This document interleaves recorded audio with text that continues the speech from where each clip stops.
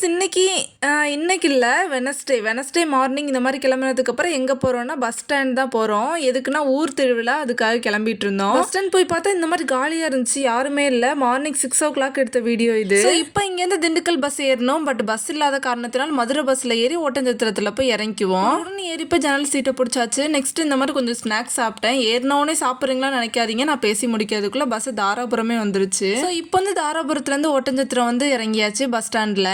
So இப்போ இங்கே Dindigul bus ஏறினா திண்டுக்கல் பஸ் ஸ்டாண்டில் போய் இறங்கிப்போம். போகிற வழியெல்லாம் சிலுவென்று பூங்காற்று வீசுன்னு பார்த்தா புயல் காற்று அடிச்சு மண்டை இந்த மாதிரி மாறிடுச்சு. வெனஸ்டே ஏறின எல்லா பஸ்லையுமே ஜன்னல் சீட்டாக கிடச்சிச்சு. இந்த மாதிரி ஜன்னல் சீட்டு கிடைச்சாலே ஒரே குஷியாயிருவேன். எப்படியும் திண்டுக்கல் வந்து சேர்ந்தாச்சு. இதுலேருந்து இன்னொரு பஸ் மாறணும். ஆத்தூருன்ற ஒரு பஸ்ஸில் ஏறணும். அந்த பஸ்ஸில் ஏறி அனுமந்திரன் கோட்டைன்ற ஊருக்கு வந்து சேர்ந்தாச்சு. பஸ் ஸ்டாப்லேருந்து 5 minutes வாக்கபிள் டிஸ்டன்ஸில் தான் வீடு இருக்குது. ஸோ நடந்தே போயிடுவோம். இந்த வெயில் வேற இதில் ஃபைனலி காடு மலைகள் ரோடுகள் தாண்டி வீடு வந்து சேர்ந்தாச்சு. இப்போ இங்கே வந்திருக்கிறது தாத்தா பாட்டி ஊர்ல. இங்க வந்து 10 days திருவிழா நடக்கும். நாங்க லாஸ்ட் 2 daysல தான் திருவிழாக்கு போவோம். ஏன்னா லாஸ்ட் 2 days தான் மெயின் திருவிழாவா இருக்கும். சோ இப்போ இங்க நிக்கிற தேர் எல்லாத்தையுமே நாங்க சப்பரம்னு சொல்லுவோம் எங்க ஊர் ஸ்லாங்ல. இப்போ இந்த சப்பரம்லாம் நிக்கிற பிளேஸ் வந்து சப்பரக்கோட்டைன்னு சொல்லுவாங்க. இப்போ இந்த சப்பரத்தை வந்து பெருசா காட்டணும், ஹைட்டா காட்டணும். அதுக்காக டாப்ல இருக்கிறத வந்து இந்த மாதிரி மேல தூக்குவாங்க கயிறு கட்டி. கீழே இருக்கிறவங்க இப்போ வந்து சென்டர்ல நிக்கிறவங்க எல்லாருமே 4 சைட்லயுமே இது நல்லா ஸ்ட்ராங்கா நிக்கிறதுக்காக உட்ல ஒன்று மேக் பண்ணி வச்சிருப்பாங்க. அதை வந்து ஃபிட் பண்ணுவாங்க.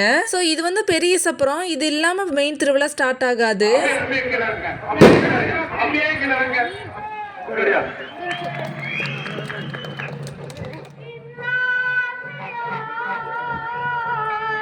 இந்த மாதிரி சாங்லாம் போட்டு வெடியெல்லாம் வடிச்சதுக்கப்புறம் நெக்ஸ்ட் லைட்டிங்ஸ்லாம் போட்டு இதை வந்து டெக்கரேட் பண்ணுவாங்க. இந்த சப்பரம் வந்து நான் சொல்லியே ஆகணும், ரொம்ப ஃபேவரட்டானது. இந்த வருஷம் தான் புதுசாக கொண்டு வந்திருக்காங்க.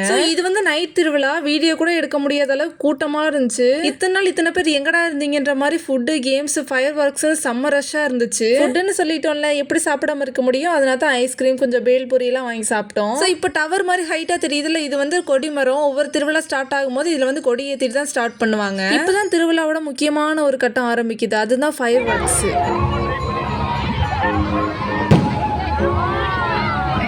இதை பற்றி தான் சொல்லியே ஆகணும். கண்ணில் பார்த்தா அது எப்படிரா வீடியோவில் காமிக்கிறதுனே தெரியாமல் இருந்துச்சு. எந்த கிளிப் ஆட் பண்ணுறது, எந்த கிளிப்பை டெலிட் பண்ணுறது, எப்படி எக்ஸ்பிளைன் பண்ணுறதுனே தெரியாமல் இருந்துச்சு. அவ்வளோ நேரம் வெடிச்சிட்டே இருந்தாங்க. இதில் எங்கள் அம்மா ரியாக்ஷன் தான் ஹைலைட்டு. இதெல்லாம் கம்ப்ளீட் பண்ணதுக்கப்புறம் இதை சுற்றி இந்த கயிறு இது மாதிரிலாம் இருக்கிறத வந்து க்ளீன் பண்ணிடுவாங்க. ஒத்த ரோசா மாதிரி ஒத்த புல்லன் சுற்றிட்டு இருந்துச்சு. அதையும் கொஞ்சம் கேப்சர் பண்ணிட்டு அப்புறம் வீடியோ எடுத்தால எனக்கு பசிக்கும்ல, அதனால கொஞ்சம் ஸ்நாக்ஸ் வாங்கி சாப்பிட்டோம். வெடியெல்லாம் வெடிச்சு முடிச்சதுக்கப்புறம் ஒவ்வொரு சப்பரமா கிளம்ப ஆரம்பிக்கும். சப்பரக்கோட்டையில இருந்து இங்கேருந்து ஸ்டார்ட் பண்ணுறது தான். ஊர் ஃபுல்லாக சுற்றிட்டு கரெக்டாக எங்கள் தெருவுக்கு வரும்போது ஏர்லி மார்னிங் 5 o'clock ஆயிரும். கொஞ்சம் வாக்கபிள் டிஸ்டன்ஸ்லேயே சர்ச் இருக்கும். அங்கே போயிட்டு கொஞ்சம் வெளியே இருந்து வீடியோஸ்லாம் எடுத்தோம். இது வந்து சர்ச்சோட பேக் சைடு, இது வந்து ஃப்ரண்ட் சைடு.